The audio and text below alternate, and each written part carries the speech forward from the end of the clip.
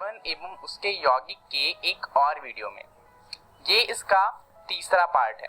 चलिए जानते हैं कि इस पार्ट में हम क्या देखने वाले हैं। तो शुरुआत करेंगे हम समझते हुए प्रकार्यात्मक समूह के बारे में।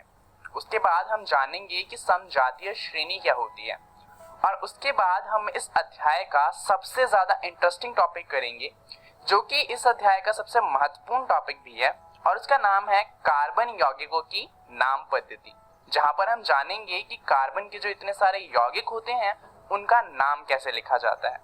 तो शुरुआत करते हैं प्रकार्यात्मक समूह को जानते हुए। तो आखिर ये होते क्या हैं? इसे समझने के लिए चलिए इसकी डेफिनेशन को देखते हैं। किसी कार्बनिक यौगिक में उपस्थित परमाणुओं का वह विशिष्ट समूह जो उस कार्बनिक यौगिक के रासायनिक गुणों का निर्धारण करता है, प्रकार्यात्मक समूह या फिर फंक्शनल ग्रुप कहलाता है। तो यानी कि ये कुछ अणु होते हैं या अणुओं का समूह होते हैं जो किसी भी कार्बनिक यौगिक में जुड़ जाए तो उनके जो गुण होते हैं उसको बदल देते हैं और अपने जैसा कर देते हैं। यानी कि अगर किसी कार्बनिक यौगिक में एक प्रकार्यात्मक समूह को जोड़ दिया जाए तो उसका गुणधर्म बदल जाता है। तो चलिए देखते हैं कि आखिर ये प्रकार्यात्मक समूह कितने तरह के हैं। शुरुआत करते हैं जानते हुए सबसे पहले को, जो कि है अल्कोहल। इसके बारे में अगर आपको जानना हो तो ये कुछ इस तरीके का दिखता है। यानी कि अगर किसी भी कार्बनिक यौगिक को आप देखें और उसके अंदर आपको ऐसी संरचना दिखे जहां पर ऑक्सीजन कार्बनिक यौगिक से जुड़ा हुआ हो और ऑक्सीजन के साथ एक हाइड्रोजन जुड़ा हुआ हो, तो वह अल्कोहल ग्रुप है। यानी कि वो प्रकार्यात्मक समूह जो है वो अल्कोहल है। तो यहाँ पर O के साथ कोई सा भी कार्बनिक यौगिक जुड़ा हो सकता है। कोई भी कार्बनिक यौगिक हो वो अल्कोहल ग्रुप का बन जाएगा और उस कार्बनिक ग्रुप के जो गुणधर्म होंगे वो अल्कोहल ग्रुप के गुणधर्म से मिलने लग जाएंगे। इसका उदाहरण आप देख सकते हैं। ये एक अल्कोहलिक ग्रुप का कार्बनिक यौगिक है। यहाँ पर आप देख सकते हैं 2 कार्बन के अणु हैं और यहाँ पर एक अल्कोहलिक ग्रुप उनके साथ जुड़ा हुआ है और ये है इथेनॉल।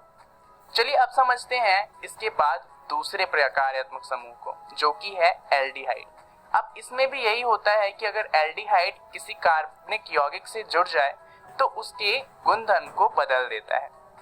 अब इसको पहचानने के लिए आपको एक ऐसा पैटर्न ढूंढना है, यानी कि यहाँ पर होगा हमारा कोई सा भी कार्बनिक यौगिक और उससे एक कार्बन जुड़ा हुआ होगा, जिससे दोहरे बंध के साथ एक ऑक्सीजन जुड़ा होगा और एकल बंध के साथ हाइड्रोजन जुड़ा होगा। तो ये पहचान होती है एल्डिहाइड के प्रकार्यात्मक समूह की। यहाँ पर आप इसका उदाहरण देख सकते हैं। यहाँ पर आप देखें तो 2 कार्बन है और साथ में एल्डिहाइड ग्रुप का प्रकार्यात्मक समूह जुड़ा हुआ है। यहाँ पर जो कंपाउंड यानी कि यौगिक बना है ये है प्रोपेनॉल। चलिए अब समझते हैं तीसरे प्रकार्यात्मक समूह को, जो कि है कीटोन। ये थोड़ा अलग है बाकियों से क्योंकि यहाँ पर 2 अलग अलग कार्बनिक यौगिक होते हैं। बीच में एक कार्बन होता है जो दोहरे बंध के साथ ऑक्सीजन से जुड़ा होता है और दोनों ही तरफ एक एक कार्बनिक यौगिक होते हैं। अब जरूरी नहीं कि ये दोनों एक ही हो सकता है कि एक कोई और सा कार्बनिक यौगिक हो और दूसरा कोई और सा कार्बनिक यौगिक हो। उदाहरण के लिए आप यहाँ पर देख सकते हैं बीच में C है जो दोहरे बंध के साथ O से जुड़ा हुआ है और दोनों ही तरफ एक एक कार्बनिक यौगिक जुड़े हुए हैं। ये जो यौगिक है इसका नाम है प्रोपेनॉन। इसके अलावा एक और प्रकार्यात्मक समूह होता है जिसका नाम है कार्बोक्सिलिक अम्ल। इसकी पहचान क्या है कि यहाँ पर एक कार्बन होता है जो कि हमारे कार्बनिक यौगिक से जुड़ा होगा। ये जो कार्बन होगा ये 2 अलग अलग ऑक्सीजन के अणुओं से जुड़ा होगा, एक के साथ दोहरे बंध से और एक के साथ एकल बंध से।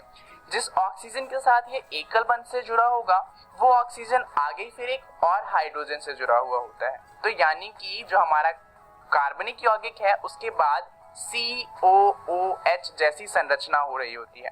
तो अगर आपको कोई से भी कार्बनिक यौगिक का नाम दिखे जहां पर आखिर में COOH जैसी संरचना दिखे तो वो कार्बोक्सिलिक अम्ल का प्रकार्यात्मक समूह हो जाएगा। इसका उदाहरण भी ले लेते हैं। तो ये एथेनोइक अम्ल है। यहाँ आप देख सकते हैं कि एक कार्बन है जिसके साथ कार्बोक्सिलिक अम्ल का प्रकार्यात्मक समूह जुड़ा हुआ है। अब जरा इस टेबल को ध्यान से देखिए। यहाँ पर आप बाकी के 4 प्रकार्यात्मक समूह को देख सकते हैं। उसके अलावा जो हमारा क्लोरीन और ब्रोमीन है वो भी प्रकार्यात्मक समूह की तरह काम करता है। इन्हें हम हैलोजन ग्रुप के हैं, इसलिए हैलो प्रकार्यात्मक समूह कह सकते हैं। यहाँ पर क्लोरीन और ब्रोमीन जब किसी अणु के साथ जुड़ते हैं तो उसके आखिर में आपको Cl या फिर Br दिख जाएगा। अल्कोहल के लिए आखिर में आपको OH दिखेगा, एल्डिहाइड के लिए CHO, कीटोन के लिए आपको बीच में कहीं पर C दोहरे बंध के साथ ऑक्सीजन से जुड़ा हुआ दिखेगा और कार्बोक्सिलिक अम्ल के लिए COOH जैसी संरचना हो रही होगी। तो इस तरह से आप पहचानेंगे कि किसी कार्बनिक यौगिक में कौन सा प्रकार्यात्मक समूह है। अब प्रकार्यात्मक समूह का काम हमें आएगा जब हम कार्बन के नाम पद्धति को समझेंगे। अभी जानते हैं समजातीय श्रेणी क्या होती है।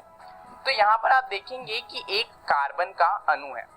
अब इसके साथ अगर OH यानी कि अल्कोहल ग्रुप का प्रकार्यात्मक समूह जोड़ दिया जाए तो ये जो यौगिक बनाएगा उसे कहा जाएगा मेथनॉल। इसका फॉर्मूला आप देख सकते हैं CH3OH। यहाँ पर 3H कार्बन के साथ जुड़े हुए हैं और OH हमारा अल्कोहल ग्रुप का है। तो यहाँ पर अगर मान लीजिए कि इस OH को हटाया जाए और इसकी जगह एक और कार्बन को हम लेके आ जाएं और उसके बाद उस OH को वापस से लगा दें, तो यहाँ पर क्या होगा, जो नया यौगिक बनेगा उसका नाम हो जाएगा इथेनॉल और फॉर्मूला हो जाएगा C2H5OH। अब यहाँ पर क्या किया गया कि जो OH था उसको वापस से हटाया गया और एक और कार्बन को ले आए और उस OH को वापस से जोड़ दिया। तो यहाँ पर जो यौगिक बनेगा वो बनेगा प्रोपेनॉल और इसका फॉर्मूला होगा C3H7OH। यहाँ पर आप देख सकते हैं कि हम जितनी बार चाहें OH को हटाकर उसकी जगह एक कार्बन रख सकते हैं और वापस से OH को जोड़ सकते हैं। तो यहाँ पर आप देख सकते हैं कि एक श्रेणी बन रही है जहाँ पर एक ही बदलाव बार बार किया जा रहा है। एक कार्बन को लाया जाता है और OH को वापस से लगा दिया जाता है। तो ऐसी जो श्रेणियां होती हैं उन्हें कहा जाता है समजातीय श्रेणी। यहाँ पर आप देख सकते हैं सबसे पहले हमारा बना था मेथनॉल और उसके बाद बना था एथेनॉल और इनके बीच में कितने का अंतर है, एक C का अंतर है और 2 H का अंतर है, क्योंकि एक C ज्यादा हो गया और H 2 ज्यादा हो गए हैं। और इथेनॉल के बाद बना था प्रोपेनॉल। तो इथेनॉल और प्रोपेनॉल में भी CH2 का अंतर है। तो यौगिकों की ऐसी श्रृंखला जिसमें कार्बन श्रृंखला में स्थित हाइड्रोजन को एक ही प्रकार का प्रकार्यात्मक समूह प्रतिस्थापित करता है उसे समजातीय श्रेणी कहते हैं। जैसे कि यहाँ पर अल्कोहल ग्रुप कर रहा था। अब जरूरी नहीं है कि सिर्फ अल्कोहल ग्रुप ही करे, एल्डिहाइड हो सकता है, कार्बोक्सिलिक एसिड हो सकता है या कीटोन, कोई सा भी ग्रुप अगर किसी कार्बनिक यौगिक को प्रतिस्थापित करके उसकी जगह ले रहा है तो उसे हम समजातीय श्रेणी कहेंगे। तो होपफुली आपको समजातीय श्रेणी समझ आ गया होगा। चलिए अब समझते हैं कि कार्बनिक यौगिकों की नाम पद्धति कैसे करते हैं। परंतु ये समझने से पहले चलिए एक सवाल देखते हैं। सवाल ये है कि हम सभी यौगिकों को कैसे याद रख सकते हैं। अब जाहिर सी बात है, जैसा हमने जाना था कि कार्बन के लगभग 30 लाख से भी ज्यादा यौगिक बन सकते हैं, तो उन सभी के बारे में याद रखना तो मुश्किल होगा। तो अगर हम कहें कि उनका नामकरण करके अगर हम उन्हें याद रख सकते हैं तो इतने सारे नाम याद करना भी थोड़ा मुश्किल है। तो आखिर हम ऐसा कैसे करें कि हमें सारे यौगिक याद रह जाएं? चलिए समझते हैं।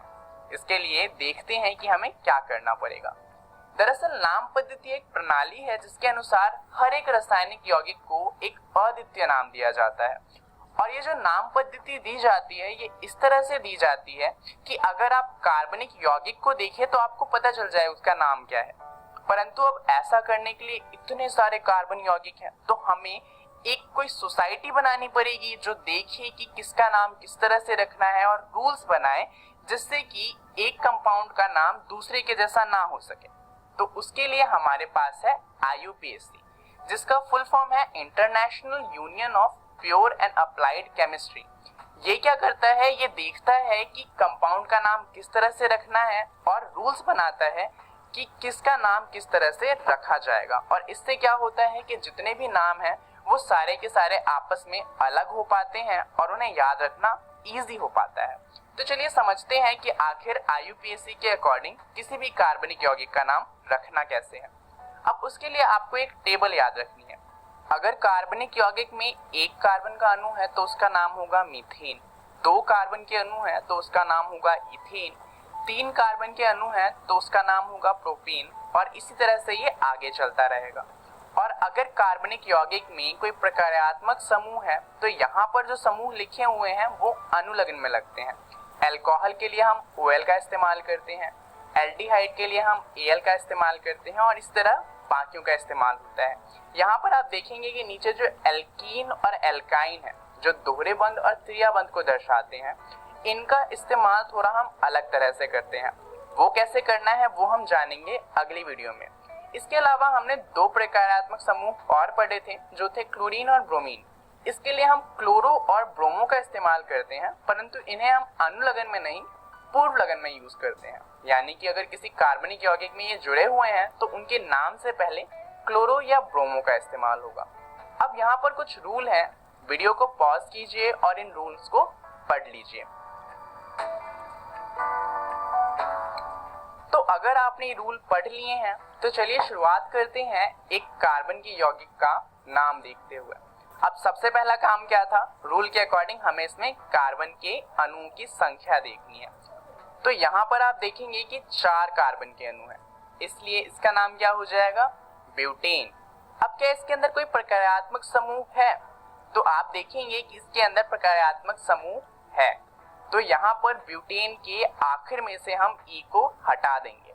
अब वो प्रकार्यात्मक समूह कौन सा है जिसके अंत में O और H आता है, यानी कि ये अल्कोहल ग्रुप का है।